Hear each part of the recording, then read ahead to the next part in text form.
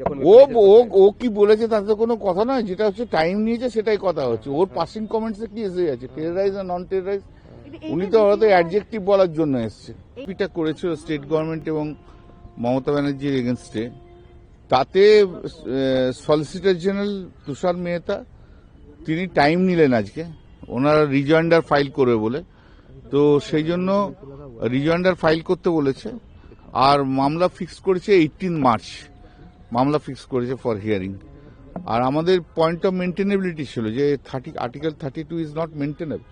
Enforcement directorate এটা ইয়ে করতে পারে না, ফাইল করতে। আমরা ইনসিস্ট করেছিলাম, জজ সাহেব বলে পরের দিনকে মেনটেনেবিলিটিটা শুনবে।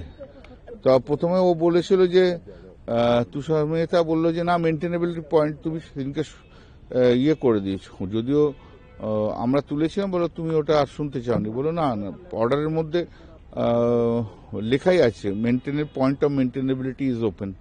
অতএব পরের দিন মেনটেনেবিলিটি আগে শুনবে, তারপর মেরিটে যা বলার আছে তা শুনবে। তা ম্যাটার 18 মার্চে হবে, যেহেতু সেন্ট্রাল গভর্নমেন্ট থেকে টাইম নিয়েছে, ইডি নিজের টাইম নিয়েছে।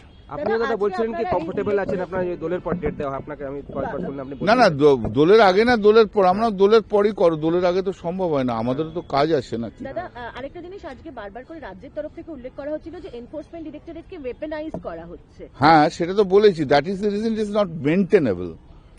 এই এনফোর্সমেন্ট ডাইরেক্টরেট একটা স্টেটের বিরুদ্ধে মামলা করতে পারে না, সেন্ট্রাল গভর্নমেন্ট স্টেট গভর্নমেন্টের এগেইনস্টে মামলা করতে পারে না।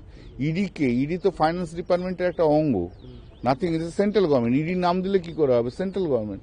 এই পয়েন্টে আরেকটা বেঞ্চে মামলা চলছে, মাননীয় বিচারপতি দীপঙ্কর দত্তর বেঞ্চে, যেটা মেনটেনেবল হয় কিনা আদৌ, সেটা চলবে, দেখে দেখা। এসি রাজু বললেন কি টেররাইজ করা হলো এজেন্সিকে সেখানে পশ্চিমবঙ্গে, যখন ও কি বলেছে তাতে কোনো কথা নয়, যেটা হচ্ছে টাইম নিয়েছে সেটাই কথা হচ্ছে। ওর পাসিং কমেন্টসে কি এসে যাচ্ছে, টেররাইজ আর নন টেররাইজ, উনি তো হয়তো অ্যাডজেক্টিভ বলার জন্য এসছে। এই নিয়ে দ্বিতীয়বার টাইম নেওয়া হলো কেন্দ্রের তরফ থেকে। হ্যাঁ, প্রথম এবং দ্বিতীয়বার টাইম নিয়েছে। তা যদি ওরা এত সিরিয়াস থাকতো তাহলে রিজয়েন্ডার দিয়ে আজকে মামলা শুনলো না কেন? এত সিরিয়াস তো, এত বড় বড় কথা বললে কি করে হবে? বাইরে এত বড় বড় কথা বলে সিরিয়াস থাকলে মামলা শুনবে না, মামলা করবে না, মামলা তো করছেই না, করতেই চাইছে না। Today the matter was taken up by this Honorable Supreme Court that the ED versus State of West Bengal, Mamata Banerjee and other officers, the Solicitor General sought time to file affidavit rejoinder in the matter, and that is the reason matter has been adjourned up to 18 March.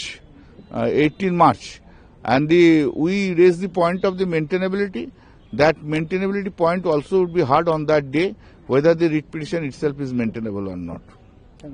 और आज जो matter supreme court में था, वो supreme court का matter में हम लोग रेडी था सब, लेकिन वो सॉलिसिटर जनरल तुषार मेहता जी, उन्होंने टाइम मांगा था उनको रिजॉइंडर देने के लिए, तो रिजॉइंडर देने के लिए टाइम मांगा था, तो इसलिए कोर्ट टाइम भी उनको दिया रिजॉइंडर फाइल करने के लिए, और मैटर 18 मार्च में मैटर फिक्स किया है। हम लोग रिट पिटिशन मेंटेनेबिलिटी पॉइंट में जो पहले दिन बोला था उसको ओपन रखा था, उस पॉइंट में आज के हियरिंग के लिए बोला, तो जज साहब ने बोला जो मेंटेनेबिलिटी जो पॉइंट है वो पॉइंट भी वो दिन सुन लेंगे। Thank you.